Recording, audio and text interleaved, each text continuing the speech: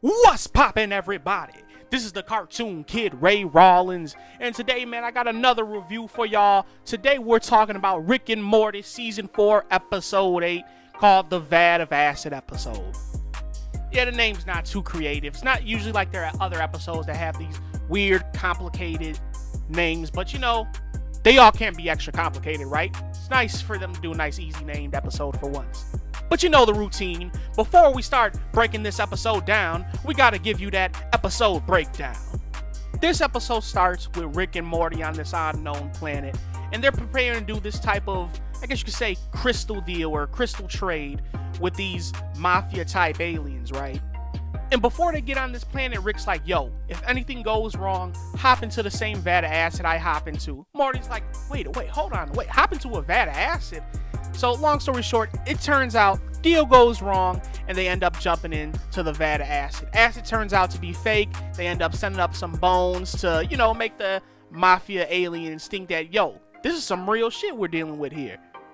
And we proceed to hear them, you know, talk about the whole situation. The head honcho of the mafia is like, oh man, this is crazy. Dude took his own grandson with him, man. They jumped in a vat of acid and they see those bones. You're like, oh man, that's gotta be a real torturous way to go. But after spending a good minute talking it out, they're like, yo, we need to test this shit to see if it's real. They, of course, find out that the acid is fake, and we proceed to see the whole classic Rick Sanchez way of getting out of situations, which involves him shooting it out. So they end up getting back home, and Morty basically is disgraced. He's like, oh man, Vat of Acid, can't you be more creative than that? And they start talking about their past adventures, which Rick basically is painting a picture of how all the adventures Morty goes on really go to shit. And the adventures that Rick goes on, or the adventures in which Rick leads, more than often end out coming out okay. They're exciting, I guess you can say. But the whole purpose of that scene is Rick basically downplaying Morty, making him feel like a dumbass, making him feel like he ain't shit.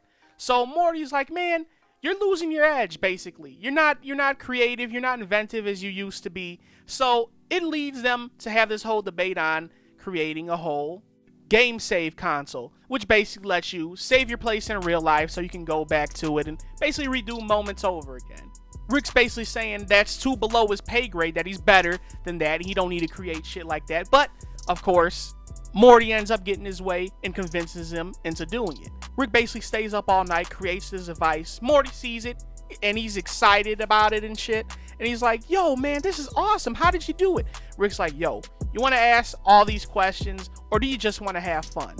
And Morty's like, shit, I'm finna go have fun with this. So he goes out, basically plays with the device a little bit. We see him have a little funny moment with his math teacher, Mr. Goldenfold. And then we go on this whole, I guess you could call it a time lapse, of Morty basically going through many different situations, utilizing the device. And you see him go through heartbreak, man. Morty finally gets some action from a female in this entire series, which is dope. I honestly do appreciate that. Showing some love to our good homie Morty. But after this time lapse, we're basically led to the climax of the episode, where he basically explains to Rick that the main lesson in which he learned when fiddling with this device is that, yo, how can you grow as a person when you're too strung up on the past, when you're too focused on the past? He explains that living life without consequences is fun and all, but he wants to go back to living a normal life so he can really grow as a person. And Rick's like, man, nah, there's some consequences to the shit you've been doing. Rick goes on to explain that by fiddling around with this device, he created a whole bunch of different alternate realities where the Mortys in those timelines end up being incinerated and dying and whatnot. But he can help them by merging all the realities so that everything can be back on pace. So in the end, Rick does this, merge out all types of realities and whatnot, but he's doing this to get some payback on Morty, right? So Rick basically is like, yo, it's time to pay the piper. Whoop, opens up the garage. You see all types of people out there to get revenge on our good homie Morty, right? Rick's like, yo, there's only one way to make this right. You gotta hop into this vat of acid. Morty sees what's going on. He's like, oh shit. Morty finally puts two and two together.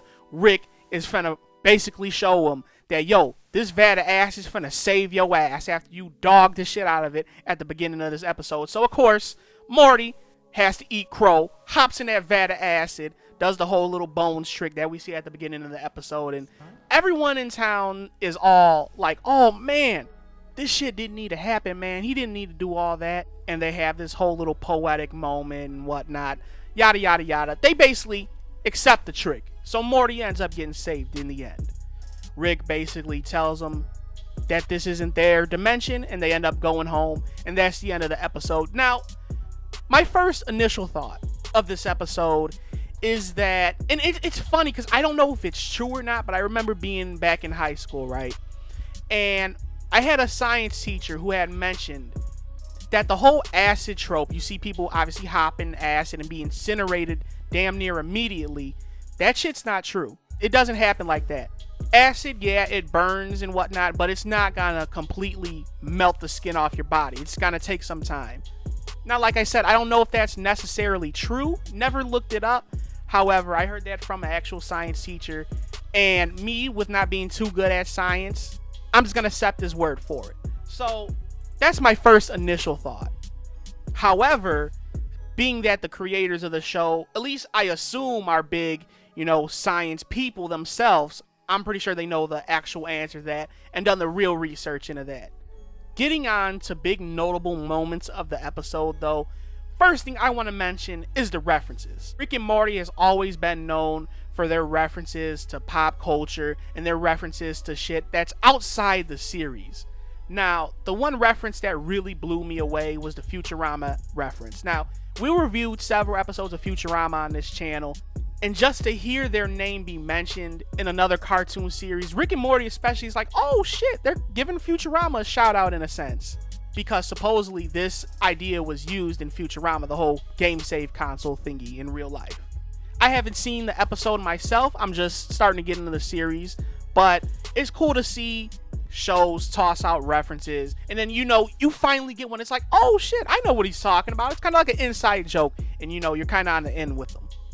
Second thing I want to mention has to deal with the whole time lapse. Now, I'm usually not a big fan of the time lapses in episodes, and the reason for that is, there's no character dialogue, and I personally appreciate seeing characters interact with each other, talk with each other and whatnot. I personally really appreciate that, and time lapses kind of take away from that. However, the time lapse in this episode adds a lot to Morty's character, and it also adds a lot to the story, because you see Morty obviously fiddling around with this device.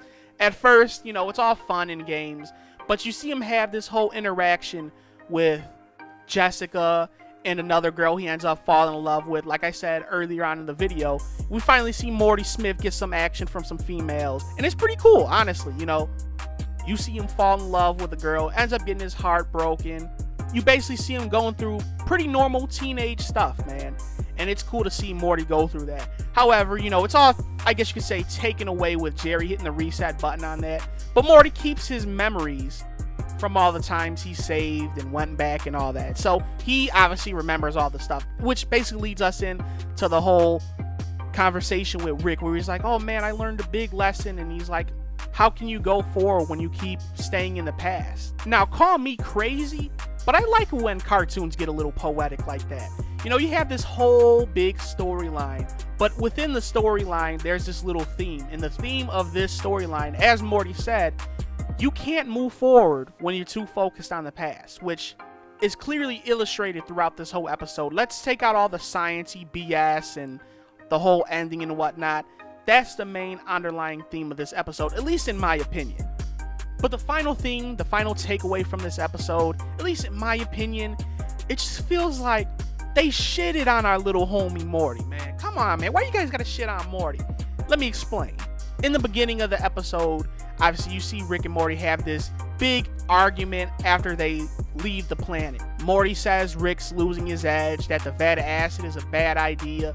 Rick's like, nah, man, it's better than all the ideas that you had. And he starts referencing older episodes like the Dragon episode, which I personally still think is my favorite. Maybe we can have a little debate, maybe this is better, but I personally think that's my favorite episode of this series. And I want to say he referenced another episode in which I can't remember off the top of my head. Long story short, he was saying, Morty, the adventures that you're going on, or that the ideas that you're pitching to me, they're not shit. basically saying that he should be the one in charge, that he's basically the jefe. Like, yo, all your ideas are shit, mine are great. And to me, that's kind of fucked up, man. Morty is your ride or die since season 1, man. You just want to shit on him like that? Come on, Rick. We all can't be a mad, great scientist like you, but damn, don't shit on our homie, man. Come on. I've always been I wouldn't say a huge fan of Morty per se, but Morty and the whole dynamic of Rick, Morty, and Summer. You can argue Summer can be the level-headed one, but Morty, at least I say, is a level-headed one in that whole little dynamic. If it's all three of them, obviously if it's just Rick and Morty, Morty obviously is the more level-headed, level-thinking one. That's why I really fuck with Morty, yo. Because me personally, I can relate to him. I've been that person in the situation. I've had that friend who's motherfucking reckless, and I'm the more level-headed person. That's why I really relate to Morty. And to see Rick shit on him at first by telling him his ideas ain't shit, and at the end of the episode, having Morty basically eat crow, as the expression goes, by jumping into the Vat of Acid, which is the root of all the problems in this episode. Man, you could not have shit on this character more. And I'm not saying that it's a bad move by the writers. It's more of a bias on my part because I love Morty, man. Morty's a cool dude. I relate to him a lot in a sense. But the main point of this episode is Rick establishing dominance, in my opinion. Which, if you've been watching the series since season 1, you understand, like, that's how it's got to be. That's their whole dynamic. But it's like, damn, man. Come on, man. Let Morty shine for a little bit. And he kind of did shine. He shined. He had his own episode that was centered around him. We saw him grow a little bit. And another thing that I want to mention is this episode is somewhat similar to the Death Crystal episode. Kind of. You see Morty go back in time to basically change the outcome of his situation. Whereas the Death Crystal episode, you see him looking at the crystal and trying to basically not die. He wants to end up with Jessica in that episode. So those two episodes are kind of similar in a way. But this, in my opinion, is a bajillion times better. Okay? And I guess this is a good part to slide into the review right here. In my opinion, this episode has to be top 3 of the entire season 4. So far, up to this point. I haven't seen episodes 9 or 10. I'll be watching those and reviewing those hopefully this week. But so far, this has to be top 3 of the entire season 4. I am personally really curious about the whole theory on acid. Like I mentioned, my science teacher saying that, yo, if you were to get acid poured or splashed on you or whatever, you're not going to, be incinerated as they portray in movies, video games, or even Rick and Morty right now. For the instance of this, let's just suspend our disbelief, pretend that that theory doesn't exist, and look at the rest of the episode. Now, I have somewhat of a bias towards Morty, and I am somewhat of a Morty fan. I personally like Rick more. He's more funny, he's more comical, which he's obviously written that way. He's supposed to be portrayed that way. You're supposed to like Rick more than Morty, at least in my opinion. But because I feel I relate to Morty in terms of thinking and level-headedness, that's why I really fucks with him. But as I said, even though I don't like the way he was kind of shit on in this episode, you have to respect the fact that the writers are basically establishing, like, yo, this is the way it's supposed to be. Rick's supposed to be in control. Rick's gonna obviously establish his dominance, be all passive aggressive. Oh, you think the Vat of Acid's a bad idea? Well, it's gonna save your ass this time. And figuratively rub Morty's face and shit. So, although I have my biases, I can't deduct points for that because that's how the dynamic's supposed to be. But Morty, I can say, caught the W in this episode because you see him basically have his own adventure. You see him grow personally, and regardless of the outcome, Morty learned a lot. Like I said and mentioned earlier on a few times in the video, the main theme of this episode is how can you move forward when you're still focusing on the past? And Morty basically learned that lesson. Not only that, though, he got some action from a female, man, which you gotta give the writers big ups for, man. In the last 2 episodes, you can see these weird interactions with good old Rick and Morty. Even though he got his heart broken, he still got some interactions with some females, man. So big salute, big applause for Morty on that one. And I have to say it one more time, man, regardless of the outcome, just to see our good homie Morty grow, you gotta give this episode points on that. There's one more thing that I forgot to point out earlier, and that's the fact that Rick, for once in this entire season, or at least as far as I know, decided to do something totally different than to shoot his way out of a situation. Now, granted, that's the whole Rick Sanchez like thing. If he gets in a spot where he needs to basically fight his way out of a situation, he's got absolutely no problem pulling out his little, I don't know what you want to call it, space pistol or whatever, and start shooting his way out of a situation. That's classic Rick Sanchez. But at least in my opinion, this is the first time I've noticed in an episode of Rick and Morty where Rick finally decides to try to get his way out of a situation by using a different method to find his way out of the situation, which obviously is the Vat of Acid. Which, in my opinion, I gotta give big ups to the writers too. You can argue that they're trying to do something a little different because, at least like I mentioned earlier on in other reviews of the season, that this series, I wouldn't say it's too actiony, but this season more so is very actiony.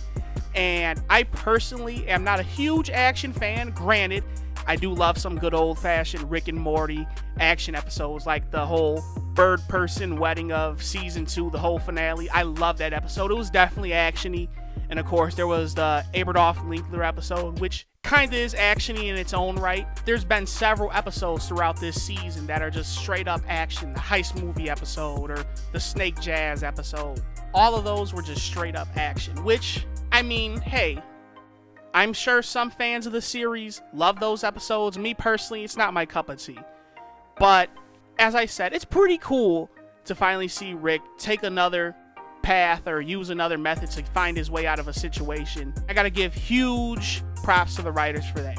I'm sure there's something more metaphorical behind it, but you know, I'm just a regular guy watching cartoons just to enjoy them for what they are. I'm not the type of guy to get too metaphoric or too in-depth with the episode and break it down by piece, but overall, my rating for this episode, I'm gonna have to slap it with a good 7.5 out of 10.